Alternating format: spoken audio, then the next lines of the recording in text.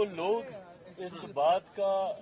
हो हल्ला मचाते हैं कि बिहार को विशेष राज्य का दर्जा नहीं मिला, विशेष राज्य का दर्जा नहीं मिला, ये वही विपक्ष के लोग हैं जिनके पास ये जानकारी का अभाव है कि इन्हीं की सरकार में, यूपीए की सरकार में मनमोहन सिंह जी के दौरान ही नीति आयोग में इस तरीके के प्रावधान किए गए थे जिसके बाद किसी भी राज्य को विशेष राज्य का दर्जा मिलना लगभग नामुमकिन के करीब हो गया था। बहरहाल हम लोग की मांग रही थी कि जब तक विशेष राज्य के दर्जे का दर्जा हम लोग को नहीं मिलता, स्पेशल पैकेजेस हम लोग को दिए जाएं। मैं धन्यवाद करूंगा मेरे प्रधानमंत्री आदरणीय नरेंद्र मोदी जी का, मैं धन्यवाद करूंगा हमारी वित्त मंत्री आदरणीय निर्मला सीतारमण जी का कि उन्होंने बिहार को जिस तरीके से स्पेशल पैकेजेस देकर, और मेरे लिए बिहारी होने के नाते खुशी की बात है और मेरी पार्टी लोक जनशक्ति पार्टी रामविलास ने हमेशा बिहार फर्स्ट बिहारी फर्स्ट के विजन के साथ आगे बढ़ने का काम किया है। इस बजट में बिहार फर्स्ट बिहारी फर्स्ट को भी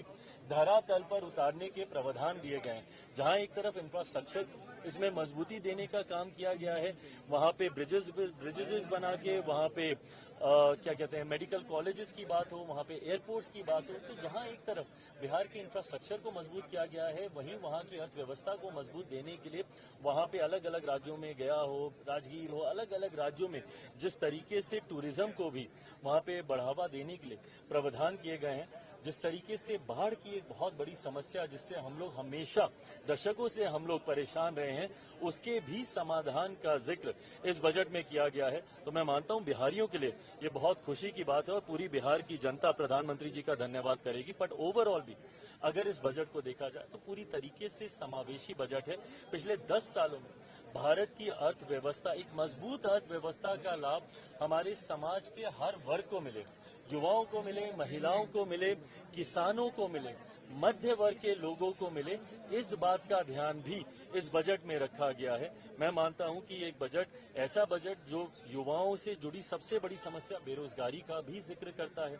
एमएसएमई सेक्टर को जिस तरीके से मजबूती देने की बात की गई है, इसमें एमएसएमई सेक्टर एक रीढ़ की हड्डी है हमारे देश की अर्थव्यवस्था को लेकर। तो मैं मानता हूं कि विकसित भारत के निर्माण में ये एक मजबूत नींव की तरह इस बजट को देखा जा सकता है। आप कह रहे हैं समावेशी बजट है, सारे सांसद जो निकले विपक्ष के वो तो कह रहे हैं आंध्रा बिहार का बजट है, ये सरकार बचाने वाला बजट है। इन लोगों को अगर अपने राज्य में अगर गरीब नहीं दिखते, अपने राज्य में अगर इनको किसान नहीं दिखते, अपने राज्य में इनको मध्य वर्ग के लोग नहीं दिखते, अपने राज्य में इनको महिलाएं नहीं दिखती या युवा नहीं दिखते, तो मैं इनकी सोच के ऊपर कोई टिप्पणी नहीं करूंगा। जब इस वर्ग का जिक्र किया गया तो इस वर्ग से आने वाले हर व्यक्ति, भले वो किसी भी राज्य में रहता हो, उसकी सुविधा का जिक्र किया गया। जब आम आदमी की आमदनी को बढ़ाने का बचाव को जो वो बचत करता है उसको बढ़ाने का जिक्र किया, तो ये हर राज्य के व्यक्ति का जिक्र किया गया। पर अगर इसमें उनको उनके राज्य का जिक्र नहीं दिखता तो ये उनकी सोच हो सकती है।